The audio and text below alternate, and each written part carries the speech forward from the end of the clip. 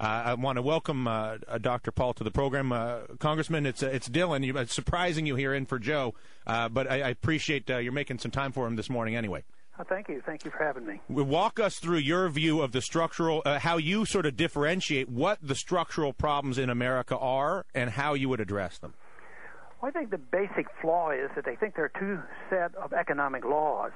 If you or I get into trouble and we spend too much and have too much debt and then we lose our job, we have to pull back. We have to quit spending. We have to pay down our debt. We have to work twice as hard and get back on our feet again. Now, if government does this, if they spend too much, borrow too much, print too much, have too much inflation, the government is too big, and it's a burden, they say that the problem is we don't have enough. So they apply a different economic law, and the Keynesians come up with this silly notion that everything depends on consumer expenditures regardless of how much debt there is. But the market is smarter than that, and the market say there's a limit to debt even, or maybe especially for governments, because it may end differently. It may end up with runaway inflation and a weak economy, but it always ends. It ends, and the debt eventually has to be liquidated, and they're pretending they don't have to liquidate debt. So everything we've done in Washington today is to transfer the debt from the people who caused the problem to the innocent people, and this just prolongs the agony. Which what struck me, Congressman, is that the only people who seem to not truly understand that is those who are in leadership in our government. And I say that relative to the voter, and I look at the Scott Brown election and the rest of it. The only people that seem willing to fire somebody for exactly what you just described, this risk, basically the wealth transfer and risk transfer, where the wealth is transferred to those who created the risk. They kept the wealth, they still have it, and then they transferred the risk to the American people and the future American generations. And the American people, it was all done in plain sight. We can all see it. And yet they're pretending that it's, 1890 and there's no internet and there's no infrastructure, so nobody can see what's happened. Are you concerned that because the voter, quite honestly, understands this better, I think, than most politicians are willing to give them credit for, that we're just going to see, forget anti-Democrat or anti-GOP, whatever it may be on a given month or week, but just a fundamentally anti-incumbent wave from the voter until they see politicians who actually work to establish rule of law for investment and lending, encourage innovation and hard work? I think that's the case, and the one thing is that the people in Washington are slow loners. They isolate themselves from the public. They pretend to pay attention to the public, but they don't really listen to or understand. I think they're mixed up on their economic policies. But the middle class typically is the one that suffers the most when governments overspend and overinflate. And it isn't like it's just been a year or so. I know we date everything from the fall of 2008. It's been going on longer than that. I date the onset of the downturn for the middle class 10 years ago when the NASDAQ bubble burst, and it was sort of held together with a housing bubble.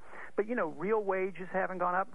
Investments for the average person have not gone up. If you just bought and held, you're down 20-25% on your investment. Worst decade in ever. Right, and so the middle class is very much aware of this, and then all of a sudden they see the problems with AIG and Goldman Sachs, and they say, what a ripoff we're getting.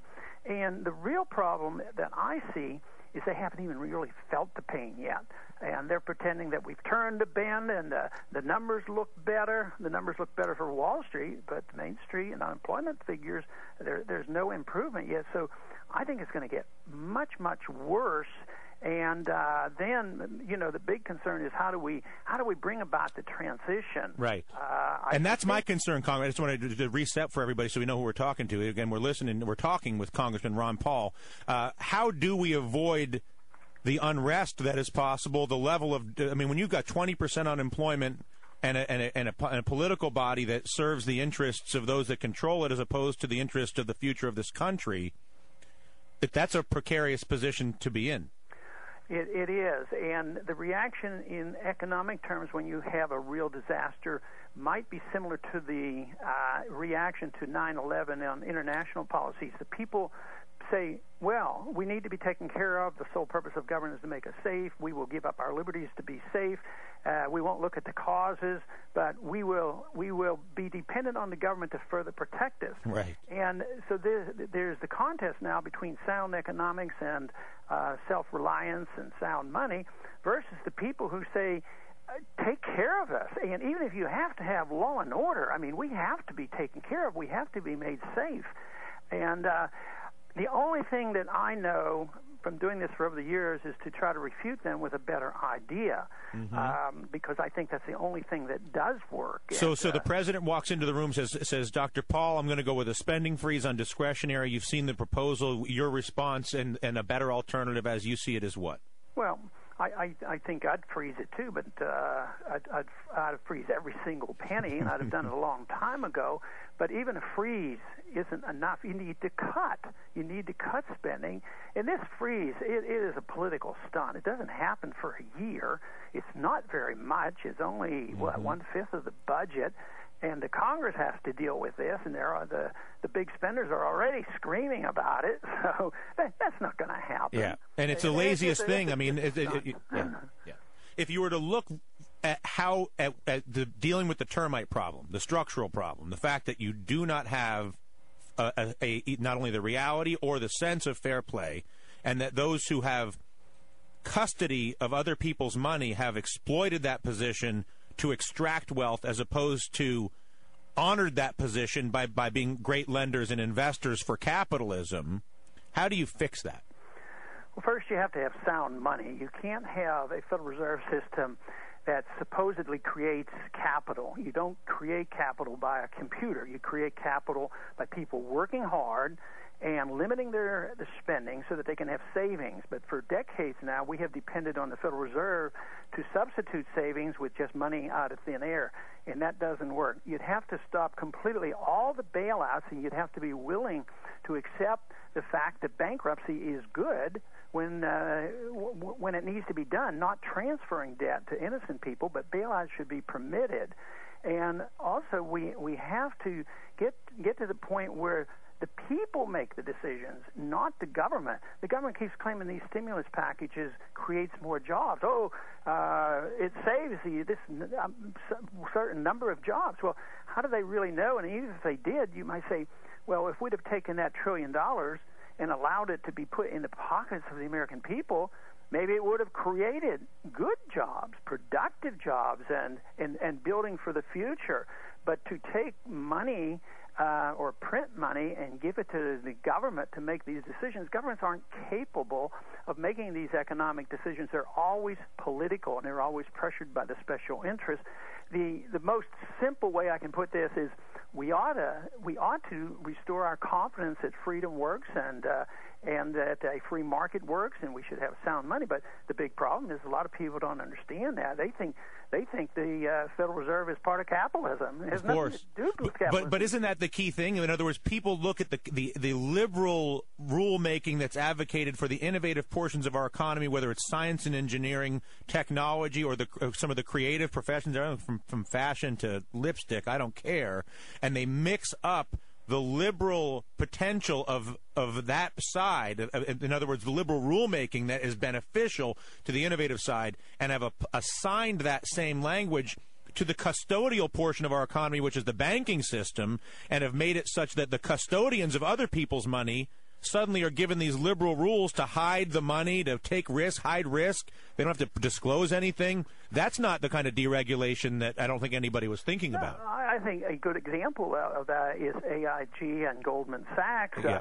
The Federal Reserve was doing something, and information like we had about the imbalances with Goldman Sachs should have been out there so investors could make a decision. But when the Federal Reserve got hold of it and they wanted to do the bailout, and that's their argument against my auditing bill. Oh, we don't want the people to know if the banks are in trouble.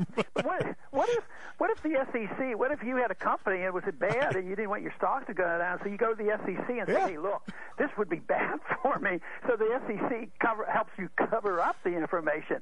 But the SEC, when they find this out, people went to prison under fraud laws under Enron.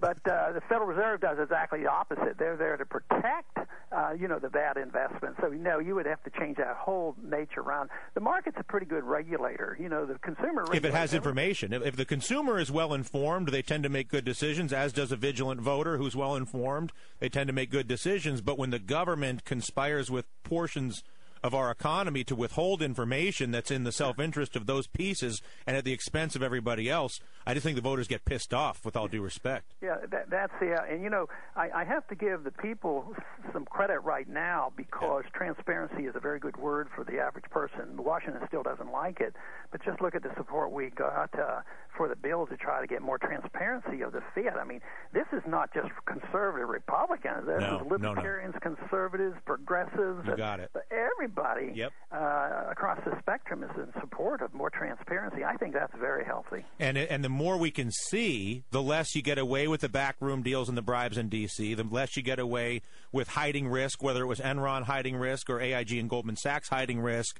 The more we're able to see, the more real the prices are, the more the buyer takes advantage of the digital revolution and forces the seller to deliver quality or go out of business, which last we checked was why we're here, yes? That is it. And when you hide that information, it makes it very difficult for the investors to make decisions, and savers to make decisions, and purchasers to make decisions. So it's a great item, and that's what a free society is all about. But today we have a government that protects government secrecy in almost everything it does. Mm-hmm. And look at what it's done to undermine our privacy, whether it's financial privacy, medical privacy, all types of security, our internet, our phones, and everything else. I mean, it can be looked into rather easily today in this atmosphere in which we live. Yeah. Listen, Dr. Paul, I can't say what a pleasure it is every time I get to talk to you. Thank you so much for the time this morning. Thanks for having me. All right.